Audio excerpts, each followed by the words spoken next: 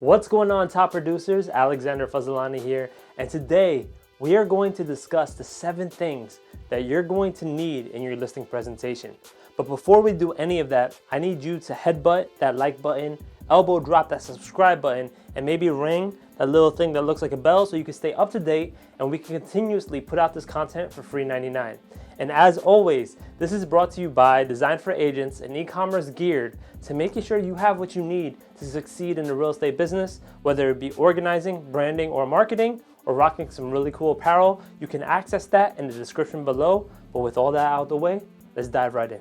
So you've heard it before, you need to list to last in the real estate industry. So the listing presentation should be your bread and butter. But how come so many real estate agents struggle with this? It's usually 2 reasons. The first thing is they rely too heavily on their PowerPoint presentation and think the presentation is what's going to sell the client. And I love watching the joy of your eyes just dissipate as I continuously talk about how my company can help you sell your house. The second thing is they don't really know what to say and how to crystallize the thinking of their prospect. We definitely do not want to do that. So what you're going to want to do is think about your listing presentation like a gun. And I know I don't like using acronyms and metaphors, but if you think about a gun, it's only useful if you have bullets within it. And I want you to think about your listing presentation, everything that you have in it, as bullets in your gun, which are going to help you get a shot at the listing. So I did there. But one thing I don't want you to do is I want you to go straight through these 7 things. I want you to have it just in case you need to help put out there or help create a visualization for your prospect to understand your point. So now let's dive right into those 7 things. First thing you're going to have in your listing presentation is your comps. Obviously, this is something you're always going to need. You're going to want to have at least 3 to 6 properties that just sold similar to this property. You're going to want to have what just listed in the area so you know what the competition is, and you're also going to want to show what expired and why it expired. I usually utilize comps to justify a price, which is super important when it comes to the sales process. The second thing you're going to want to have at your disposal or in your listing presentation is statistics on pricing, statistics on Facebook ads, statistics on all these other things or marketing avenues that you utilize. So for example, I have a graph that shows when I list a property, the likelihood of you getting a price or above asking price is very, very high compared to when it stays on the market for more than a month. And then when it hits 2 months, it becomes stale, and then it shows the drop off of price and what offers come in. That's one example of what you can utilize and the statistics that you should have in your listing presentation. The third thing that you're going to want to have is your proven marketing strategy. So this is something that if you're a new agent, you're going to want to consult with your broker, team leader, or someone that's in your office to kind of get an idea of what it's like to actually sell a property. If you have a proven strategy that shows what your pre-listing strategy is, what your listing strategy is going to be, and then what your post-listing strategy looks like, it's really going to help your client understand what journey they're going to be going through when listing with you. So what I like to do is I have a winning listing plan that's in my presentation that I showed, like, hey, this property sold for 40 above asking. This is exactly what I did. This is the door knocking strategy I had. This is the cold calling and voicemail drop strategy that I used, and this, and I break it all down for them so they understand how much work I'm gonna put out there in order to sell their property. The fourth thing I like to have is examples of marketing. So if I have a showcase of different videos that I've made in regards to properties, or I have professional photos, I have the postcards that I send out, I have literally everything so they get to have a physical understanding of what it looks like when I market a property. It really does help crystallize your thinking and makes for sale by owners like second guess, like, oh man, I gotta do all that. I don't wanna do all that.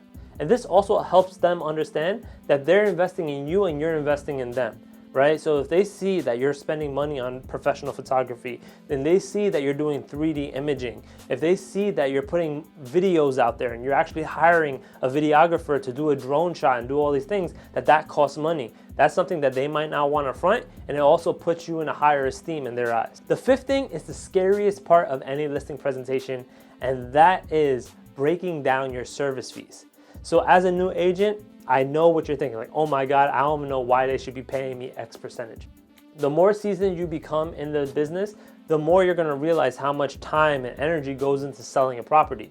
So if you actually have a breakdown of everything that's gonna go into what they're gonna get for the percentage that you're charging, they're more likely to pay it. So for me, I actually have a value ladder. So I have something that ranges from 4% to 7%, and based on the client's needs, that's where they're going to fit, which actually helps them make a better decision and a more informed decision on what they're going to pay you as a service fee.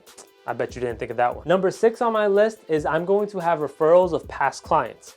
Right? So if you're new in this business, obviously you can actually reach out to your broker or team leader and be like, hey, do you have any people that really loved your service and that would refer people that are on your team or refer people that are in your brokerage, right? And then you have their names and numbers there so that when a client calls them and says, hey, you know, what was your experience like with Alex? And they say, hey, this guy sold my property 40 above asking, or this dude did such a great job. He really made me feel like I was in the loop the whole time. And he actually referred me to a great agent in Florida that helped me buy my dream home, right? These are all great things that you want your prospect to hear, right? This is gonna sometimes push people over the edge. So sometimes there's people that are hung up on the service fee, hung up on marketing, and hung up on you as an individual, right? But they might make that one call that's going to change everything. So definitely have a referral page there of people that you work with. That will definitely give you a leg up on any competition that might be there for that listing. So 7, last and not least,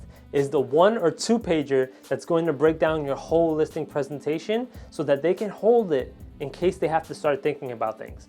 Right? So obviously, you know, you might be going to an expired, you might be going to a for sale by owner, right? And they're going to be getting a lot of listing presentations, a lot of people giving them booklets and all this other stuff. But I'm going to tell you the truth. Most people want a synopsis of what you guys just spoke about, right? So if you have a 1 or 2 pager that breaks down, you know, the comps, breaks down the statistics of what's going on in the market, breaks down your marketing plan and how it's going to help them, how it's going to serve them.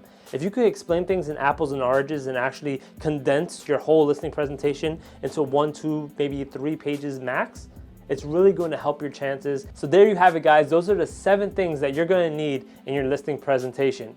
If you guys have any additional questions, you can always reach out to me on Instagram and Facebook, where I'm most active, and I'm more than happy to address any questions you may have in the DMs. And also, just a reminder, this is brought to you by Design for Agents, the e-commerce geared to making sure you have what you need to be a top producer.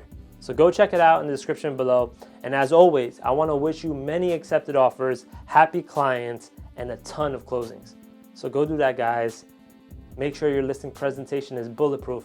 And I'll see you guys in the next video. Adios.